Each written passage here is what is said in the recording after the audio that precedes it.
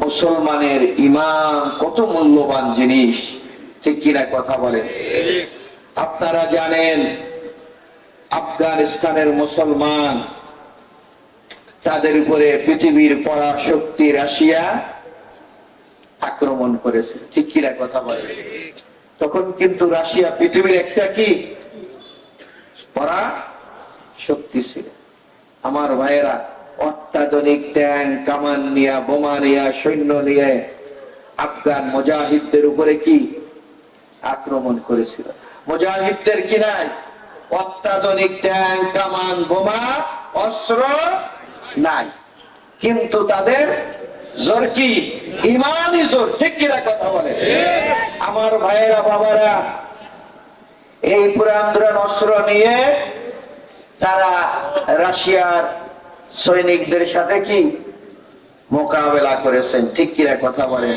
ওদের অস্ত্র ছিল নারায়ে তাকবীর, আল্লাহু আকবার, এটা ছিল তাদের কি হাতিয়ার। আর তাদের শক্তি ছিল ঈমানি শক্তি। জোরে বলুন সুবহানাল্লাহ।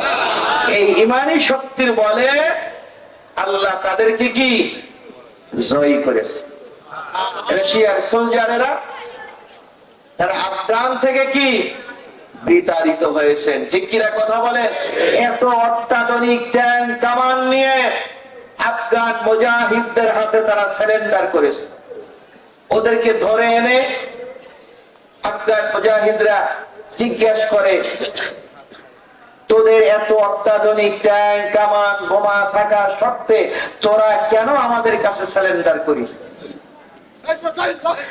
রাশিয়ার সৈনিকেরা বলেছিল, তোরা যেন হাত উঁচু করে কি বলতে বলতে সামনের দিকে আগাস, তখন আমাদের দেহের মধ্যে কোনো বল শক্তি থাকে না, আমরা ট্যাঙ্ক, কামানের বোতাম টিভিতেই কোনো কাজ হয় না।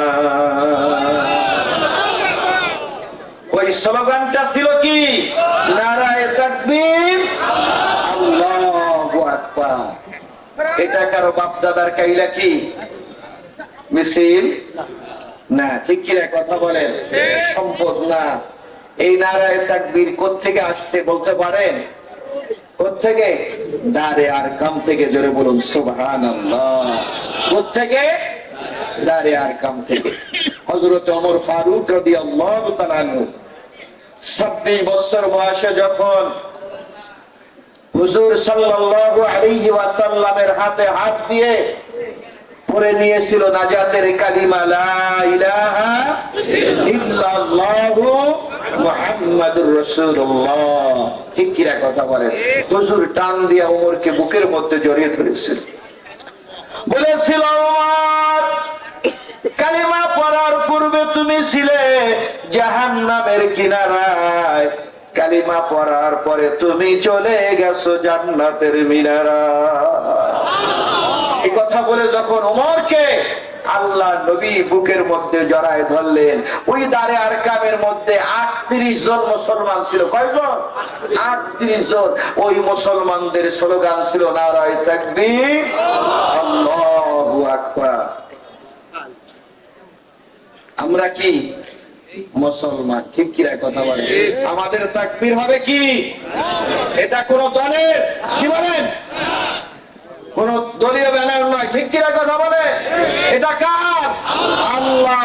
মুসলমানের তাকবীর হবে নারায়ে তাকবীর, আল্লাহু আকবার। বাতিলের মধ্যে কি হবে? আতঙ্ক সৃষ্টি হবে, ঠিক কিনা কথা বলে? আমার ভাইয়েরা, বাবারা, তাহলে আওয়াজ কিন্তু এত খাটো করলে চলবে না, কারণ এই জমিনে বাঁচতে হলে ঈমানের বলে বলিয়ান হয়ে আমাদের বাঁচতে হবে। কি বলে? দেখেন না, আমাদের পার্শ্ববর্তী রাষ্ট্র ভারত পায়তারা করে বাংলাদেশ দখল করবে, এত সহজ নয়। কি বলে? এত সহজ? মুসলমান অস্ত্রে বিশ্বাসী নয়, ট্যাঙ্কে বিশ্বাসী নয়, গোলা বারুদে বিশ্বাসী নয়, ঈমানের বলে বলিয়ান। কিসের বলে?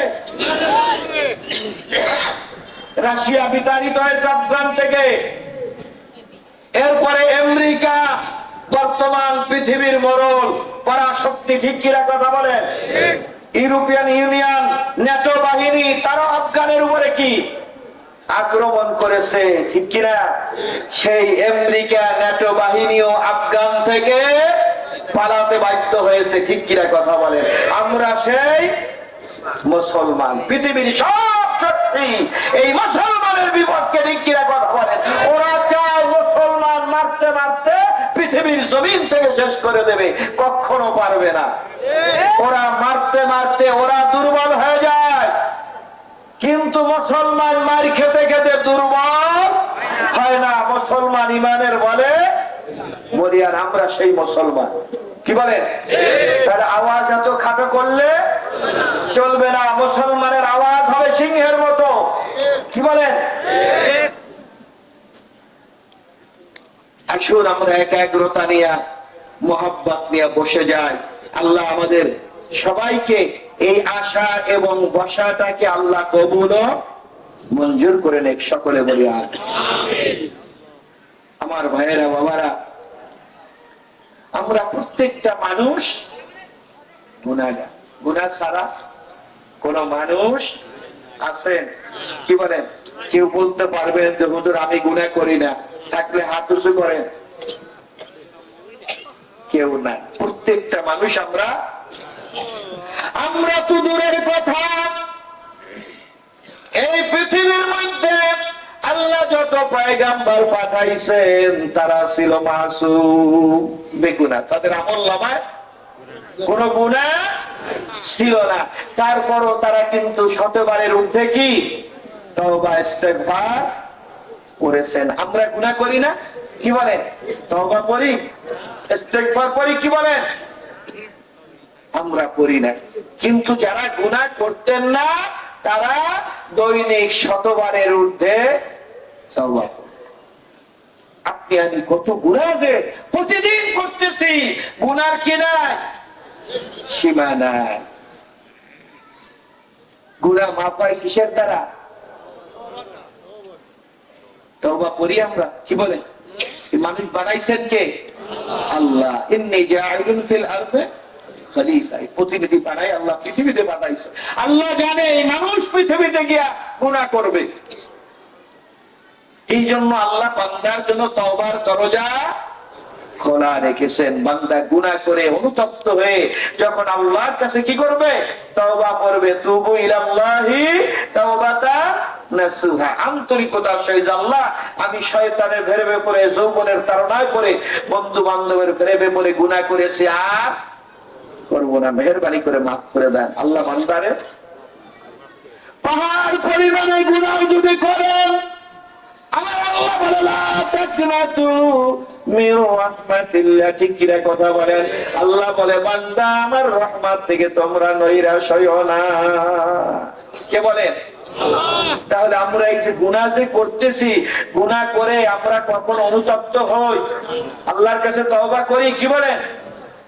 একবারও করি না। অথচ যাদের আমলনামায় গুনাহ ছিল না তারা দৈনিক শতবারের ঊর্ধ্বে কি করতে? তওবা করতে।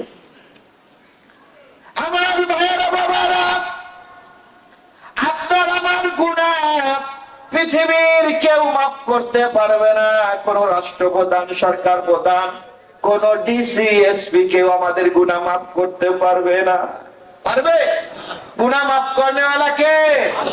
আল্লাহ, যিনি আমাদের রব, আমাদেরকে দয়া করে, মায়া করে, মোহাব্বত করে সৃষ্টির শ্রেষ্ঠ জীব আশরাফুল মাখলুকাত করে বানাইছে।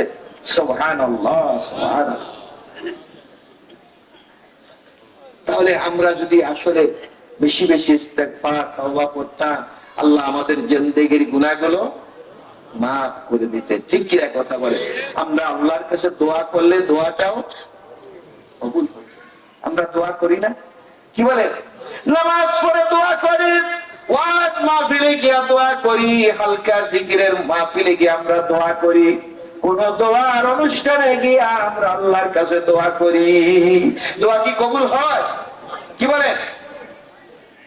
দোয়া তো করি কিন্তু দোয়ার কাজ করি না।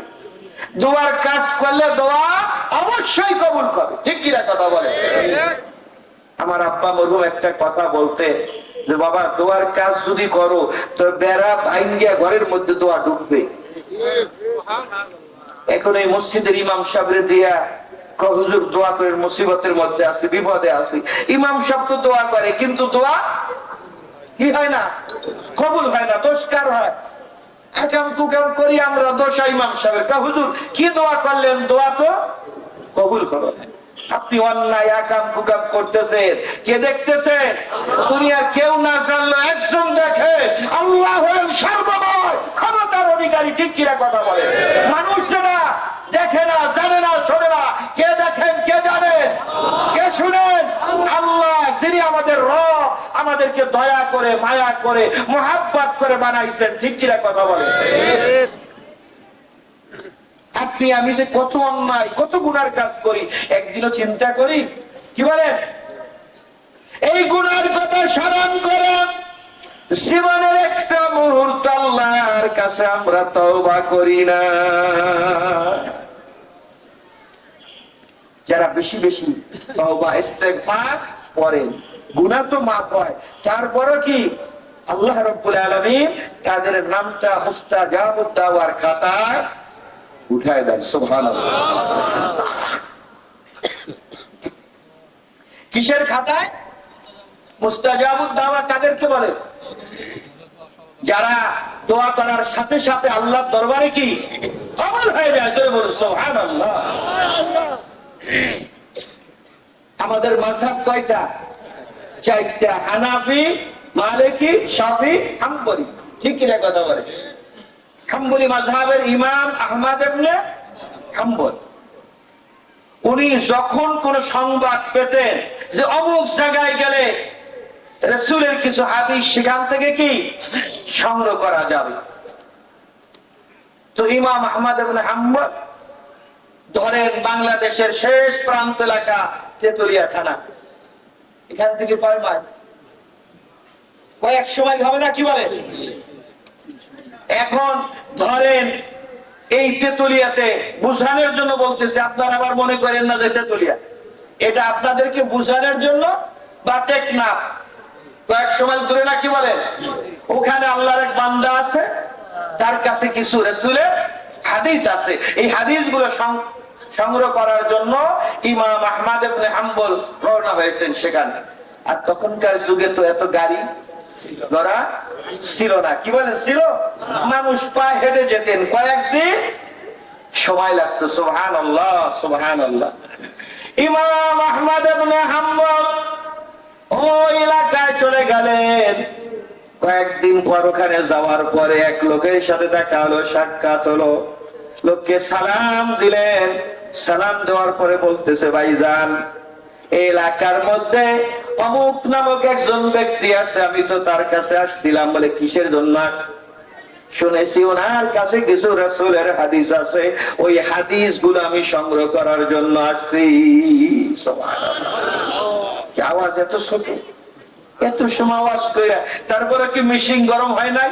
মেশিন বুঝে আসলে মরাটারে হাজারো খোঁচাইলে এইটা কি লড়াছড়া? মরা মানুষ বুঝে? মরা মানুষের খোঁচাইলে লড়ে চড়ে? তাজা মানুষের খোঁচা দিলেই লাভ দেয়। ঠিক না? কি বলে? আমরা সবাই কি মরা। জীবিত থাকার অবস্থা আমরা কি মরা, কারণ আমাদের মধ্যে আল্লাহর জিকির নাই, আমরা আল্লাহকে স্মরণ করি না। যারা বেশি বেশি আল্লাহকে স্মরণ করে তাদের দিল হলো জিন্দা, যারা জিকির করে না তারা হলো মুর্দা।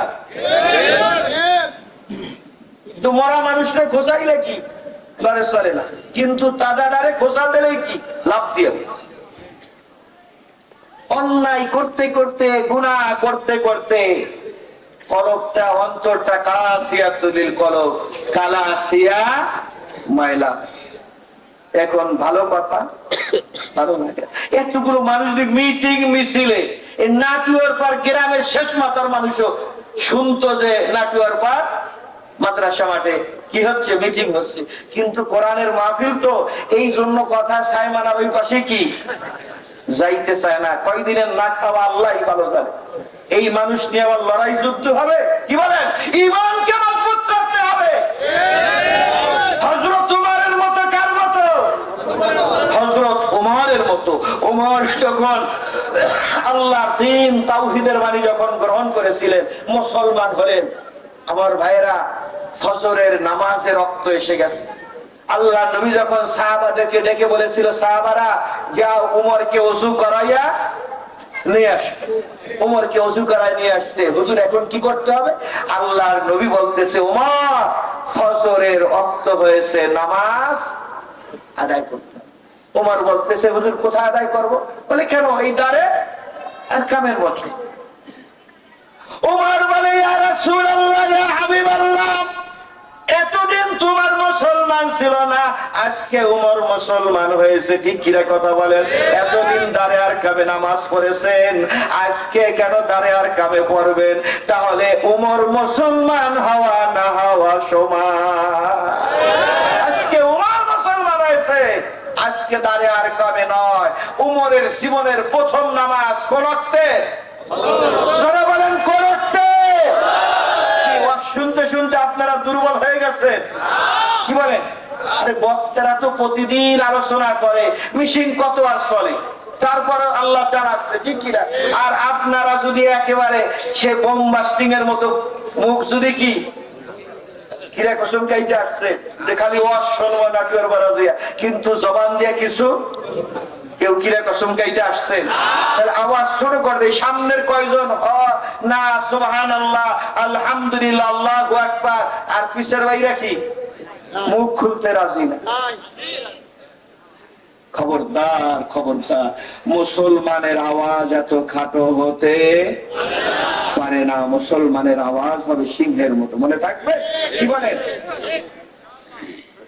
হযরত উমর বলতেছেন, ইয়া রাসূলুল্লাহ, ইয়া হাবিবাল্লাহ, উমরের জীবনের প্রথম নামাজ ফজরের নামাজ আল্লাহর নবীর ইমামতিতে খানায়ে কাবায় বাইতুল্লাহ আদায় করব।